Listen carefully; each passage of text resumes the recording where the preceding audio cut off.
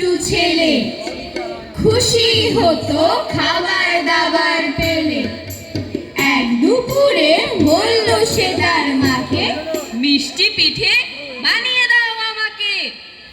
তেলে ভাজা এবং মিঠে মিঠে 7টি মজার পিঠে বানিয়ে দিয়ে মা বলল, গুড্ডু খা। পিঠে পেয়ে গুড্ডু তো মহা খুশি। খুশিতে সে নাচতে লাগলো। মা বলল, নাচানাচি থামা। নাচ থামাতে পারবো না মা, নাচ থামাতে পারবো না। খুশিতে আটখানা আমি, খুশিতে আটখানা।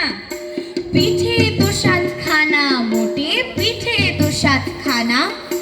খানা বাপু খা রে সোনা, খা রে মানিক খানা। একটা খাবো, দুটো খাবো, 7 বেটাকে চিবিয়ে খাবো। ঘরের বাতি নিভিয়ে খাবো, দেখিয়ে খাবো, লুকিয়ে খাবো, ভিজিয়ে খাবো, শুকিয়ে খাবো। পরে যদি যায় পুড়িয়ে খাবো, উনুনে ফেলে পুড়িয়ে খাবো। বন্ধুরা সব মিলে খাবো, 7 বেটাকে গিলে খাবো। একটা খাবো, দুটো খাবো, 7 বেটাকে চিবিয়ে খাবো। একটা খাবো, দুটো খাবো, 7 বেটাকে চিবিয়ে খাবো। বলতে বলতে চলে এলো সে ঘরের বাইরে। হাঁটতে হাঁটতে চলে এলো সে মাঠের কাছে। মাঠ পেরিয়ে ঘাট পেরিয়ে চলে এলো সে ঘাটের কাছে। ওখানে একটা বট গাছ ছিল। একটা খাবো, দুটো খাবো, 7 বেটাকে চিবিয়ে খাবো। একটা খাবো, দুটো খাবো, 7 বেটাকে চিবিয়ে খাবো।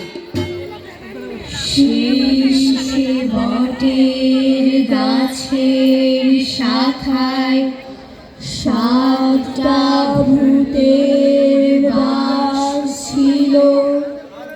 তখন ফাগুন মাস ছিল, উদাস বাতাস বইছিল। ভূতরা কথা কইছিল। একটা মা আরেকটা বাবা, বাকি 5টা ভূত ছিল। বটের ডালে ভূত ছিল, 7টা ভূতের বাস ছিল। মা ভূত বলে বাবাকে, তোমার মতন আবার কি? তুই তো ছিলি মিস্ত্রি, এই আমি তোর স্ত্রী। বুঝতে আমি পারি না, কেন যে লাথি মারি না? নিকুচি তোর করি রে, বল হরি বল, হরি রে। ছি ছি রে প্লিজ, ছি ছি। আমার সাথে ঝগড়া কেন করিস মিছি মিছি? আমি না তোর স্বামী, তোদের জন্য সারা জীবন খেটে মরলাম আমি। এই নাকি তোর ভুল?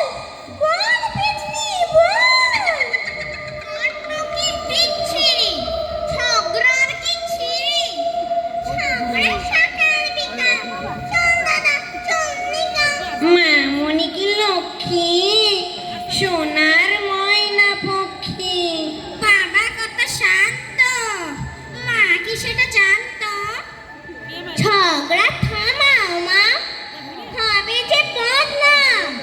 ঝগড়া থামাও dad, this is very bad.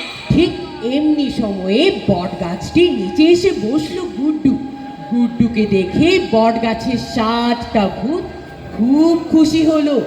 বাবা ভূত নিচু গলায় বলল, টের পেলে?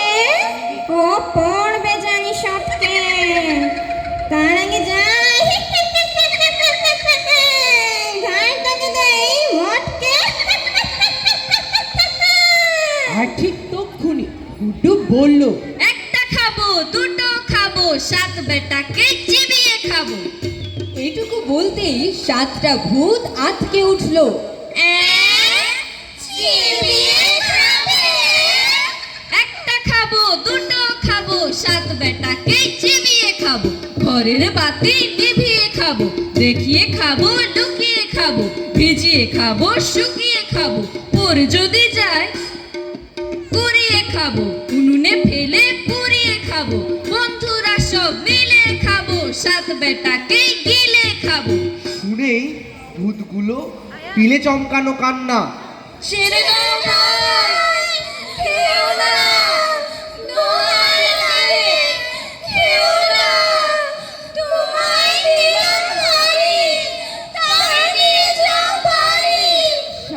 সাতটা ভূতকে সামনে কাঁচমাচু অবস্থায় দেখে গুড্ডু প্রথমেই লাগাতে চাইলো ছুট, কিন্তু ছুটতে সে ভুলেই গেল ভূতগুলোর কাঁপাকাঁপি দেখে। গুড্ডু ভূতগুলোকে ভয় পাবে কি, উল্টো ভূতগুলো ওর ভয়ে অস্থির। গুড্ডু বুঝলো সে যে 7টা পিঠে চিবিয়ে খাবে বলেছে, ওটা শুনে 7টা ভূত ভেবে নিয়েছে গুড্ডু ওদেরই চিবিয়ে খাবে, আর সে কারণে ওদের এত ভয়। গুড্ডু তখন বুদ্ধি করে বলল, কি কি হবে এই হাঁড়িতে? যাও, নিয়ে যাও বাড়িতে। এই হাঁড়ি নয় সাধারণ, এক্ষুনি টের পাবে ক্ষণ। যখন খেতে চাইবে যেটা, হাঁড়ির ভেতর পাবে সেটা। শুনে গুড্ডু তো মহা খুশি। সে পরীক্ষা করার জন্য বলল, আচ্ছা, বটে, এমন ঘটে। পায়েস, হ্যাঁ পায়েস খেতে চাই। তাই নাও, পায়েস খাও। বাবা ভূত পায়েস চাইতেই মুহূর্তেই চারপাশ পায়েসের গন্ধে মৌ মৌ করে উঠল। শূন্য হাঁড়ি ভরে উঠল পায়েসে। মজা করে পায়েসে খেয়ে গুড্ডু চলল বাড়ির দিকে। গুড্ডু ভাবলো, সন্ধে হয়ে এসেছে, বাড়ি ফিরতে রাত হয়ে যাবে, তার চেয়ে বরং বন্ধুর বাড়িতে রাতটা কাটিয়ে যায়। গুড্ডু গেল বন্ধুর বাড়ি। গুড ইভিনিং বন্ধু, তুমি কেমন আছো? ভালো? সন্ধে হয়ে এলো, এবার হারিকেনটা জ্বালো। এই দেখো না, সঙ্গে করে নিয়ে এলাম হাঁড়ি, যেটাই খেতে চাইবে সেটা আনতে আমি পারি। বন্ধু বলল, তাই নাকি? রাবড়ি খাবো, রসগোল্লা, আর খাবো সন্দেশ। তা বেশ, তা বেশ। বলেই গুড্ডু রাবড়ি, রসগোল্লা আর সন্দেশ আনতে বলল হাঁড়িকে। চোখের পলকে হাঁড়ি সেগুলো এনে দিল। তা দেখে বন্ধু তো মহা খুশি। বন্ধু আর বন্ধুর বউ মিলে গুড্ডুকে খুব আদর যত্ন করলো। পাখা দিয়ে বাতাস করতে করতে বন্ধুর বউ বলল, ধকলে গেছে অনেক বেশি, এবার তো নিন রেস। কারেক্ট, ওটাই বেশ। রাতটা কাটাও এই বাড়িতে, সকাল হলে পরে যেও নিজের ঘরে। হাতির যত্ন পেয়ে খুশিতে ডগবগ গুড্ডু হাই তুলে ঘুমিয়ে পড়ল। সেই ফাঁকে বন্ধু আর বন্ধুর বউ একই রকম দেখতে অন্য একটা হাঁড়ি এনে রাখলো ঘরে। আসলে হাঁড়িটা রাখলো লুকিয়ে। সকালবেলা সাধারণ একটা নকল হাঁড়ি নিয়ে গুড্ডু বাড়ি ফিরল। মাকে বলল, দেখো না মা, কি এনেছি, এইটা জাদুর হাঁড়ি, যেটাই খেতে চাইবে আমি এনে দিতে পারি। দেখবে নাকি এই হাঁড়িটার গুণ, এক বিরা পান জর্দা, সঙ্গে সুপুরি আর চুন। বলার সঙ্গে সঙ্গে গুড্ডু ভেবেছিল পান, জর্দা, সুপুরি আর চুন চলে আসবে, কিন্তু এলো না। মা তাকে আচ্ছা করে বকুনি দিল। মা বলল, মিছে কথা বলিস না রে বাবা, কাউকে বোকা বানাবি না, বুঝলি কিনা? হাওয়া ভবিষ্যতে মিথ্যে বলিস না রে। গুড্ডু খুব লজ্জা পেল। সে ভাবলো ভূতগুলোই তাকে ঠকিয়েছে। তার বন্ধু যে তাকে ঠকাতে পারে এটা তার মনেই হলো না। বিকেলে ফের গেল সে বট গাছের তলায়। ওখানে গিয়ে উচ্চকণ্ঠে বলতে লাগলো গুড্ডু, একটা খাবো, দুটো খাবো, সাত বেটাকে চিবিয়ে খাবো, ঘরের বাতি নিভিয়ে খাবো। এইটুকু শুনি ভূতগুলো ভয়ে কাঁপতে লাগলো। বাবা ভূত তাড়াতাড়ি একটা ছাগল এনে জোর হাত করে বলল, গুড্ডু বাবা, তোমার পায়ে পড়ে এই নাও এই ছাগল ফোটা দড়ি, আমাদের ছেড়ে দাও। গুণের ছাগল সঙ্গে নিয়ে মায়ের কাছে যাও। করবে না ধুনপুন, করবে না ধুনপুন। এবার বলো, এই ছাগলের কেমন তরগুণ? ছাগলটাকে দাও যদি ভাই একটু কাতু কুতু, ছাগল হবে হেসেই মতো পতো উটু পুটু, হাসলে পরে মুখ থেকে তার মোহর পড়বে ঝরে, ছাগলটাকে রাখবে যত্ন করে। গুড্ডু তখন ছাগলটাকে কাতুকুতু দিল। ছাগলটা হি হি হি হি করে হেসে লুটুপুটি।